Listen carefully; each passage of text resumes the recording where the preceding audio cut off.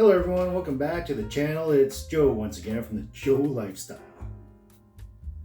I haven't made a video for about 3 months, because this guy's been keeping me busy, and also for some reason I fell in the vast internet hole of cryptocurrency. And you might be thinking the same thing that I thought when I first heard the term cryptocurrency. I mean, you might think it's bullshit or it's only just a fad, but apparently it's not. And it's not something you can go around asking people about either. I grew up in a time when there was no such thing as a stupid question. Well, apparently these days there is such a thing. Especially with YouTube and Google, you can just look it up.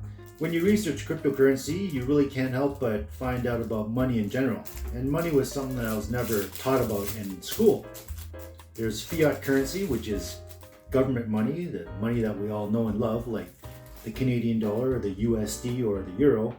And there's cryptocurrency. Some people in the financial world are really pissed at their governments or their central banks because central banks are printing money, vast amounts of money, just out of thin air. Money that isn't backed by anything. Back in 1971, I guess President Nixon removed the US dollar off the gold standard. Prior to 1971, every US dollar was backed by gold. US dollar is literally paper, just like every other currency. But really these days, who carries around real money anyway? It all seems to be just a transfer of digital information. Well, you might think, well, what's wrong with printing so much money? There's people waiting around for their stimulus checks in America. In Canada, people are waiting around for their employment insurance checks. It used to be called the Canadian Emergency Response Benefit. And you might think, well, that's good that they're printing money for the people. Well, the more abundant something is, or the more common something is, the less valuable it is. $1 will always equal $1, but its buying power becomes significantly reduced. And they say it's called inflation. Prices go up because businesses want more of it because it's not worth as much. I mean, don't take my word for it. You can look it up yourself. Just Google how much money is the Bank of Canada printing, how much money is the US Federal Reserve printing, or how much money are the world's central banks printing. And once you Google it, you'll see things like hyperinflation pop up. You'll see things like what happened in Zimbabwe pop up, or what's happening and what's happened in Venezuela. And these are places where the government screwed their own people over because they printed so much money.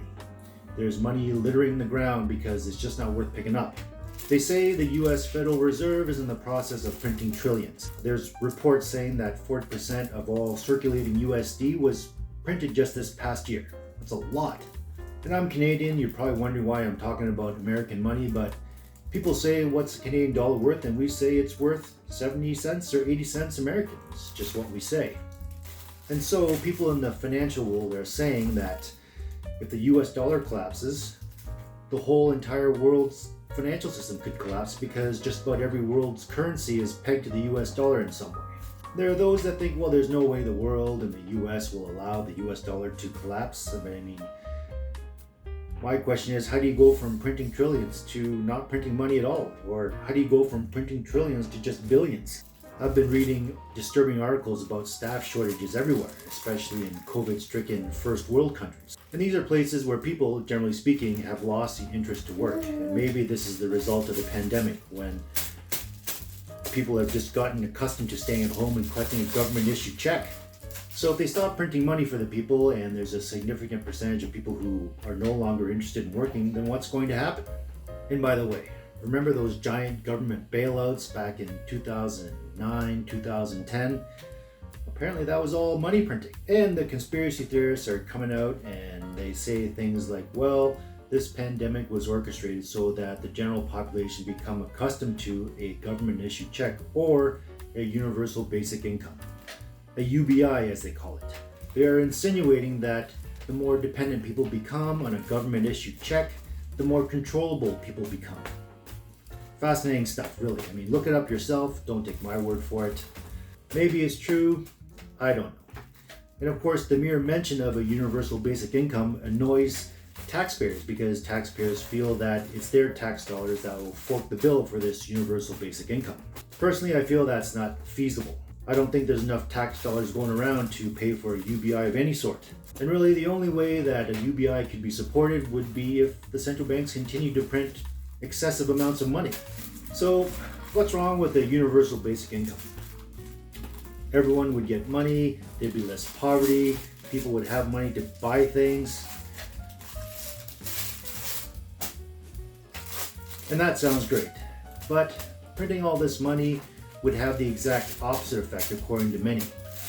All that extra money printing would lead to businesses raising their prices for their services, products, and labor. And so whatever value the general public might think this universal basic income would hold, it would end up not holding that much.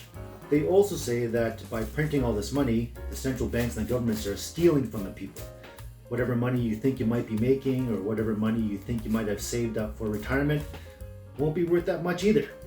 And so the implementation of a universal basic income, which according to some has already happened, would only solidify and further cement the current socio-economic status.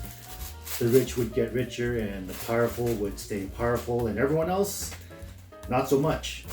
The point is, or the argument here is, that fiat currency is way too centralized. It's easily manipulated by just one entity, one authority, with or without the approval of the people.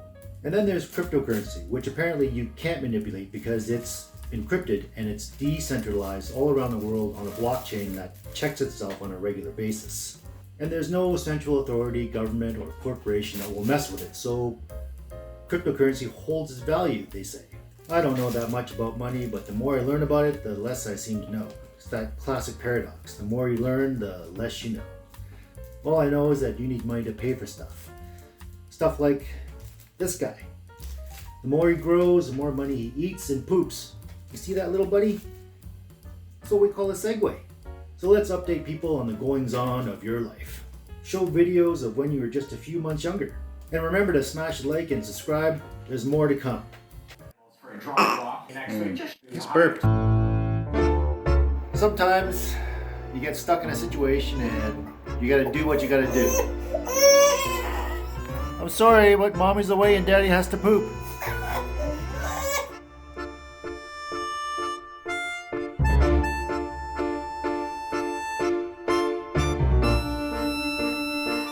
You're too tired because your head's too heavy.